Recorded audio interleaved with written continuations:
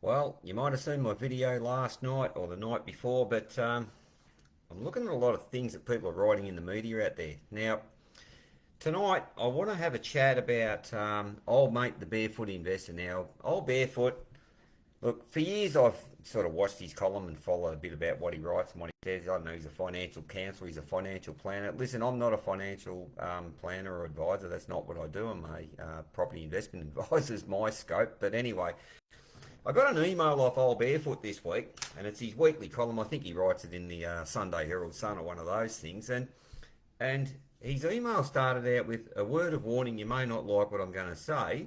And he goes, "I'm cheering on higher interest rates." I thought, wow, this is pretty interesting.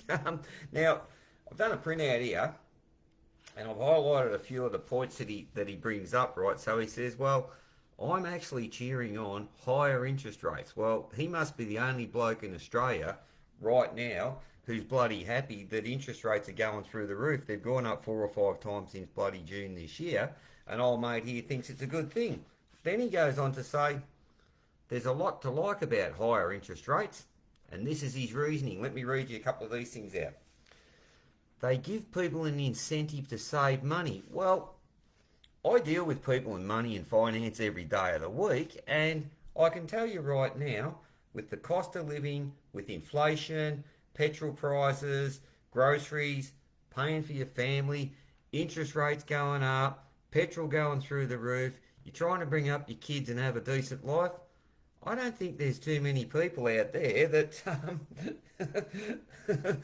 would have an incentive to save money, because I don't think they've got money in cash flow to save. They're strapped to the friggin' hilt now as it is. But hey, look, good luck to you if you can.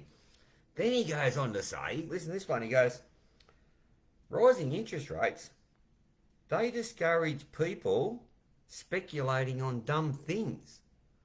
Now, I don't know what he means by that. Speculating on dumb things. Does he mean people putting money into Bitcoin, people putting money into crypto, um, people going out buying dumb shit? I really don't know. Then he goes on to say, this is one that really, really caught me attention. Check this one out.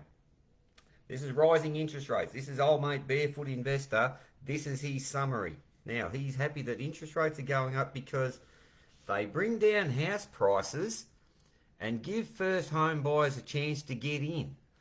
Well, listen, old mate, you want to get out of your ivory tower up in the scrub where you live and come and have a real look at what's actually happening in the property market, because in the area where first home buyers are wanting to buy and investors are wanting to buy and get into the market, check the reports out, because there were 279 suburbs in Melbourne over the last couple of weeks that are still going up in value. Now, old mate reckons you want to have a look at the history of inflation. The history of inflation clearly shows, if you look at all the data, that property tends to go up and rental prices tend to go up at times of inflation and high interest rates. Now, could be totally off the charts in regard to where he's coming from, but if he thinks inflation and interest rates rises are good for the average working person out there, I got no idea what this bloke's on about.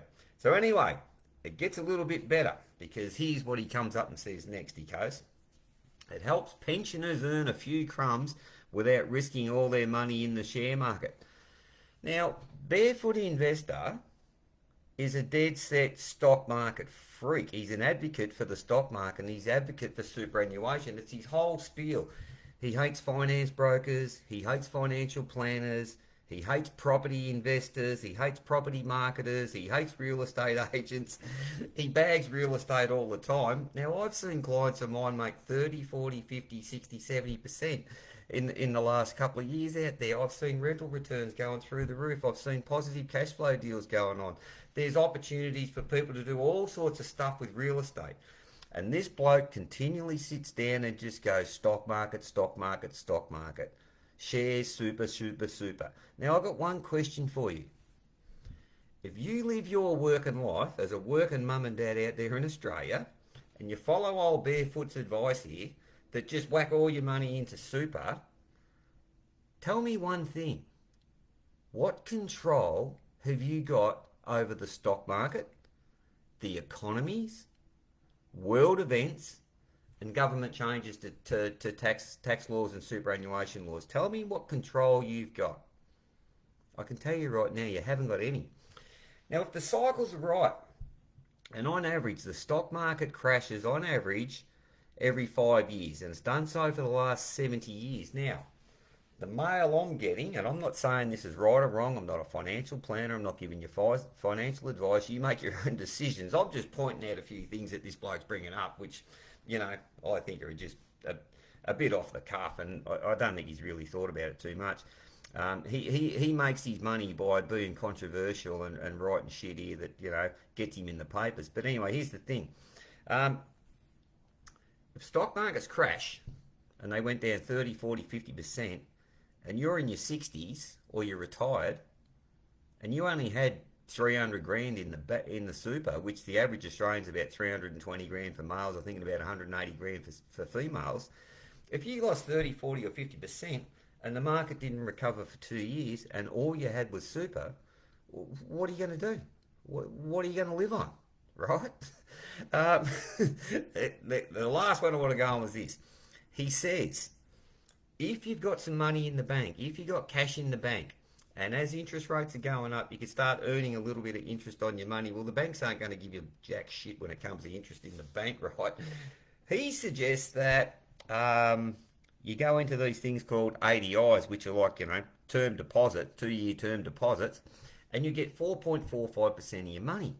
All right, so on 2 grand, over 2 years, what did I work it out? Oh yeah, you'll pick up about 455 bucks on your money over 2 years. Now you've got 2 grand, it's locked away, it's in a term deposit, you can't touch it, and when your money matures at the end of the 2 years, you get an extra 455 bucks.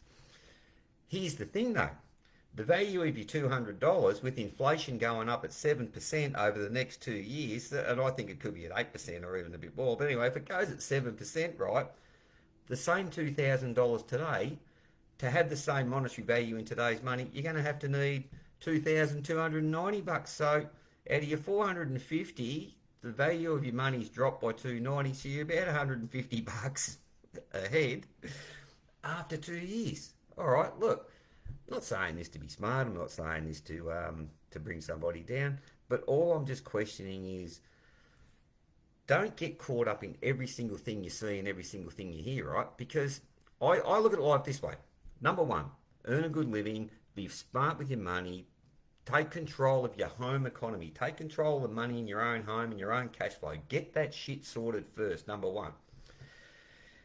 Have super and superannuation, that's all sweet because your employers are paying in and all that sort of jazz. I've got nothing against super, good luck. If people didn't have super, a lot of people wouldn't have any money at all, right? So that's next.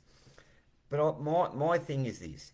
You've got a house, you've got a 30-year mortgage. Get that sucker paid off as quick as you can, as fast as you can.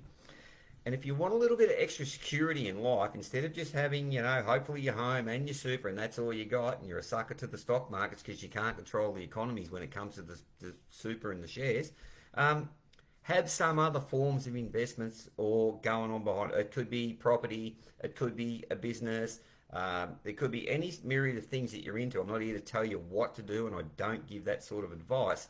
But my suggestion is this. If you've got your house and you've got your super, to be more comfortable, more secure, and have a bit more in your life, then you need other things just outside of super, folks. All right? So, look, good luck to old mate Barefoot. He's sitting up on his couch having a cup of tea, and I hope he's all right. But I just found that one a little bit bizarre, folks. I just thought, you know what, it just doesn't make sense. Anyway, that's my little shout out for tonight. Hope you enjoyed it.